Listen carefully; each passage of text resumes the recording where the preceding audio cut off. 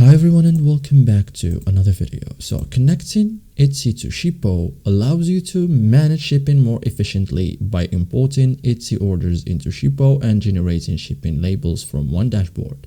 Once connected, your Etsy orders will automatically sync with Shippo, letting you create labels, track shipments, and update orders or order statuses quickly. This integration is useful for sellers who want cheaper shipping rates and faster label creation.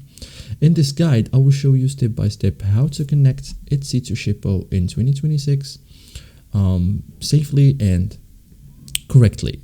So first thing first, create a Shippo account. Before connecting Etsy, create a Shippo account. So go to Shippo or go shippo.com, click sign up or get started.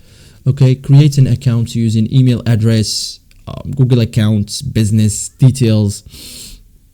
So after that, log into your Shippo dashboard. After you sign up, open the store connections page. So after logging in, go to the Shippo dashboard, click settings and select stores and click connect a store. You will see supported e-commerce platforms. Choose Etsy. Okay, so to link your Etsy shop, click connect Etsy and you will be redirected to the Etsy login page. Okay, so sign in to your Etsy seller account. Okay, and